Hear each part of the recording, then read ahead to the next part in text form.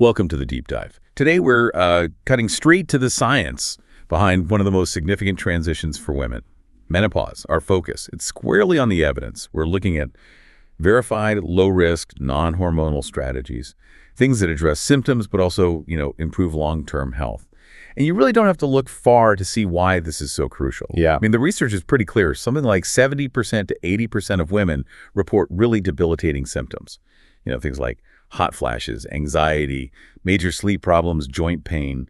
And there's a really critical point here we need to highlight from the data.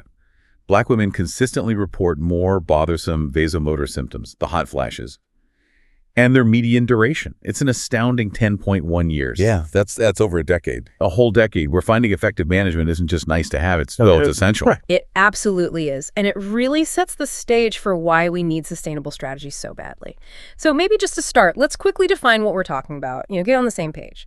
Menopause, officially, it's diagnosed after 12 straight months without a period, typically around age 51 here in the US. But the transition itself, those years leading up to it and right after, that brings a whole complex mix of challenges. Physical, psychological, sexual health, it's all intertwined. And think about this, women now spend roughly 40% of their lives post-menopausal. 40%, wow. So this isn't just some brief phase, it's actually a major part of longevity, of healthy aging. Right, and so the mission for us today is pretty clear.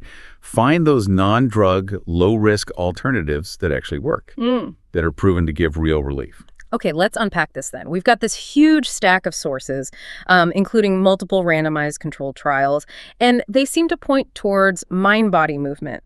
What's the big picture takeaway from all that research? Yeah, the big picture, I think. It's that simple, consistent movement can fundamentally, rewire your stress response. And it supports your long-term skeletal health. That's huge. There was a big systematic review and meta-analysis, basically a study, pulling together results from 11 randomized trials, over 1,000 women involved. And it showed really significant, measurable, positive impacts from things like yoga, Tai Chi, Pilates, Qigong, and mindfulness. These aren't just minor tweaks, right? We're talking actual clinical benefits. Oh, yeah, definitely. The verified benefits include substantial improvements in bone mineral density, absolutely crucial after menopause. Plus, they saw dramatic increases in sleep quality and real measurable drops in anxiety, depression, and fatigue. It's interesting. Tai Chi keeps popping up in these studies. It's often called meditation in motion, isn't it? And it seems so gentle, low impact. Yeah. Pretty much anyone could do it, regardless of where they're starting from fitness-wise. Exactly. It's very accessible. And when you look at the physical shifts happening during menopause, Tai Chi seems to hit the major weak spots directly. The sources we looked at said it dramatically improves balance and coordination, which is, a huge thing for preventing falls later on. Absolutely key. And it helps with joint mobility, flexibility, and maybe most importantly, supports bone health. It actually seems to counter that increased osteoporosis risk when estrogen drops. It does. And, what's also fascinating here is the evidence specifically for yoga. Study after study shows it's a safe and effective approach. They found statistically significant reductions in how bad insomnia was, in depression symptoms, and in stress levels. Okay, but wait a second. You mentioned earlier that for so many women, the number one complaint is the hot flash, right? The vasomotor symptom. Often, yes. So if these mind-body practices aren't necessarily wiping out that main symptom completely, why are they still considered such a top-tier non-hormonal strategy? What are they doing that, say, just having a cool bedroom doesn't? That's a really important point, and it's where we need to think critically.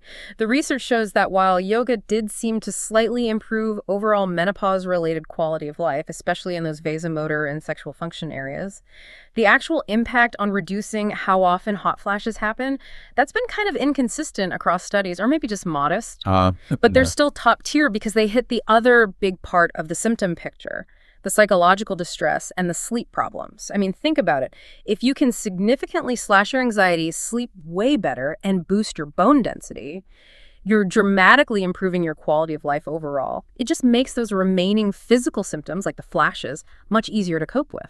That makes total sense. It's like building up your resilience, your foundation, so you can handle the physical stuff better.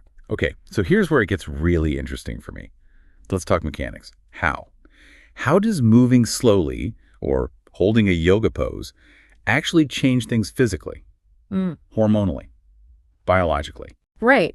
There are basically two main ways this seems to work. One is psychological and hormonal, the other is more mechanical on the bones. So on the psychological side, practices like yoga and meditation, they actively tweak your autonomic nervous system. Okay, that's the fight or flight system, right? Right. And the rest and digest. Exactly. It controls all those unconscious body functions, including your stress response. By doing these practices, you activate parts of the brain linked to attention and focus. This helps regulate stress and anxiety, and better regulation can actually lead to higher levels of melatonin. The sleep hormone. Precisely, which directly fights back against insomnia. Some studies even noted decreases in FSH and LH levels after practice. Those are other reproductive hormones. Okay, interesting. And what about the bone and muscle side? Because we hear so much about losing muscle and bone density declining after 50. Yeah, that's where the mechanical stress part comes in. It's helpful to think of your bones like a bank account. After menopause, estrogen, which used to help make regular deposits into that account, it pretty much stops. So the account starts running a deficit and you get bone loss. Makes sense. Consistent movement, like the gentle resistance you get in Tai Chi or holding poses in Pilates, it applies controlled stress to your muscles and skeleton. And this stress, it actually stimulates osteoblast activity. Okay, quick reminder, an osteoblast is... That's the cell that actually builds new bone tissue. Got it. Builder cells. Right. So the physical demand of the exercise essentially wakes up these builder cells, forcing new deposits back into that bone bank account. Plus, this mechanical stress increases blood flow within the bone itself. Scientists call it interosseous blood volume. More blood flow means better bone metabolism, and that actively boosts your bone mineral density. Wow, so it really sounds like your body is literally being reminded how to stay strong right down to the cellular level. In a way, yes. It's about providing the right stimulus. So if someone's just starting out, trying to choose between these, Tai Chi, yoga, Pilates, what's the main difference in focus for each? Yeah, it kind of breaks down pretty simply based on what we found. Tai Chi really emphasizes that continuous flowing movement, moving your whole body gently through space. Yoga tends to center more on stretching, gaining flexibility, and holding those static poses. And Pilates, that's really focused intensely on strengthening your core muscles, stabilization, using controlled low-impact movement. Those different angles on movement. Exactly. And honestly, many women find that combining them works best. Maybe a Tai Chi class for balance, plus a few minutes of mindfulness, or some Pilates core work each day. It gives a more rounded boost to well-being. And practically speaking, how often should someone aim to do this? Is it an everyday thing, or is consistency more the goal? Consistency is definitely the key. Experts generally recommend aiming for about 20 to 30 minutes, maybe 2 or 3 times a week. Okay, that sounds manageable. Yeah, the goal is something sustainable, right? Something you can stick with. And starting in your 40s or 50s is totally fine, even if you're a complete beginner. There are so many good online tutorials and local classes now. That foundation of mindful movement sounds absolutely crucial. But, for that longer-term protection, thinking about things like heart disease risk, serious osteoporosis, we probably need to look beyond just movement, right? We need to talk about what you put into your body and maybe other types of exercise. Precisely. You've got to look at the whole picture. Menopause brings significant metabolic shifts. As estrogen levels fall, fat distribution changes. It tends to migrate away from the hips and thighs. A pear shape. Right, and it moves more towards the midsection, becoming more apple-shaped. Okay. And the problem is that centralized fat storage around the organs, it's linked to a much higher risk of heart disease compared to fat stored elsewhere. Okay, that's a big one. It is. And on top of that, we're dealing with muscle loss, sarcopenia, and bone loss. Your metabolism naturally slows down anyway because muscle mass decreases, about 3% to 8% per decade after age 30.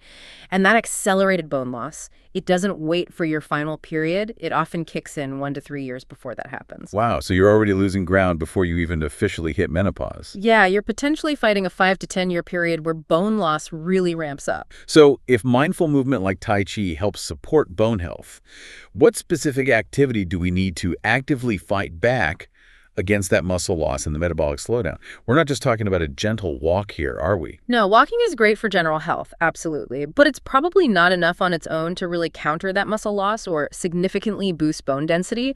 The recommendation, especially for menopausal women, is actually very specific. 2 sessions a week of dedicated strength training. Okay, clarify strength training. Does that mean hitting the gym for hours, lifting heavy weights, Not necessarily hours, no. Strength training just means using some form of resistance to challenge your muscles and your skeleton. That could definitely be lifting weights, sure, or using resistance bands. But it can also be bodyweight exercises, things like squats, lunges, push-ups, even some forms of brisk jogging or jumping can provide that impact. So the key is challenging the muscles. Exactly. The intensity needs to be enough to make the muscle work hard. This is probably the single best way to maintain your metabolic rate because muscle burns more calories and ensure you keep strong bones, especially as you lose that protective effect from estrogen. Right. Okay, so strength training twice a week. What about diet? That must be huge too, particularly with that increased heart disease risk you mentioned. Is there a specific diet model that stands out in the research? Yeah, the Mediterranean diet consistently comes out on top. It seems to be the gold standard framework for long-term health. It really emphasizes whole foods, lots of fruits, vegetables, fish, high-fiber grains like oats and quinoa, olive oil, seeds, nuts, and strictly limiting things like saturated fats found in fatty meats and processed foods and red meat. It's naturally anti-inflammatory, which is great for heart health, vascular health. Okay. And if you had to give one sort of really targeted nutritional tip based on the sources, what would it be? One key tip. I'd say focus relentlessly on getting enough protein and calcium. These are crucial for stabilizing your blood sugar throughout the day, avoiding those energy crashes, and going back to our earlier point, supporting that bone remodeling process. Can you give us like a perfect breakfast example that hits those targets, something concrete from the sources? Sure. An excellent example that's backed by the evidence would be something like plain, non-fat Greek yogurt. It's packed with protein and calcium. Then top that with maybe some blueberries. You get fiber and antioxidants, and a sprinkle of walnuts for those heart-healthy omega-3 fats. Okay, Greek yogurt, blueberries, walnuts. Simple. Yeah, that combination gives you high satiety, keeps you full, and helps keep blood sugar stable. Really sets you up well for the morning. Okay, last piece here, but really important. We have to talk about things that actively make symptoms worse or increase those long-term health risks. Smoking, that's just a definite no-go. Well, absolutely. Must be avoided. Smoking is known to dramatically worsen menopausal symptoms, like hot flashes, and it massively, massively accelerates your risk of osteoporosis. Just compounds the problem. Unnotable. And what about alcohol? It's often part of socializing, relaxing. Well, what's its specific impact on a woman going through menopause? Yeah, alcohol can be tricky. It's a notorious trigger for hot flashes for many women because it messes with the body's temperature regulation. And maybe even more importantly, it really disrupts your sleep architecture. It might help you fall asleep initially, but the quality of sleep is much worse. So it makes existing insomnia harder to manage. And mood. And mood, yes. It can definitely worsen anxiety and depression, which are already common challenges during this time. So the guideline is pretty clear. Try to limit intake to no more than one standard drink per day, and ideally, maybe not even every day. And we need to be clear on what one drink means, because it's easy to go over, right? Exactly.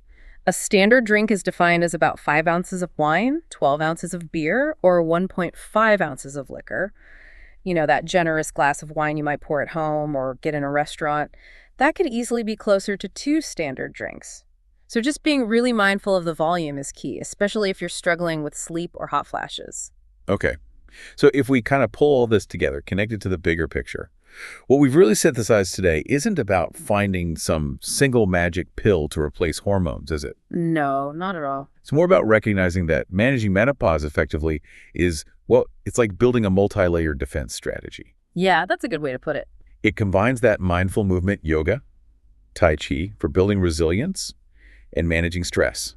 Then you add targeted strength training for metabolic health and protecting your bones. And underpinning it all are those foundational dietary changes and controlling substances like alcohol. Exactly. It's a package deal. And this kind of holistic approach, it doesn't just tackle the immediate discomfort, does it? It seems like it's really setting the stage for healthier aging overall, almost like a protective factor against cardiovascular disease, maybe even cognitive decline, and definitely severe osteoporosis down the road. That's precisely the long-term view. If we connect this to the bigger picture, women are living longer. They're spending, as we said, the majority of their adult lives postmenopausal, and we know these mind-body exercises are proven to improve factors directly linked to longevity, things like bone density, sleep quality, reduced stress. So this raises, I think, a really important question for listeners to consider. Beyond just treating the immediate symptoms, how might consistently integrating something like a low-impact mind-body practice fundamentally reshape your entire experience of aging itself? It stops being just about symptom relief, it becomes a long-term investment in your future health span. Definitely something to think about as you build your own lifestyle plan going forward.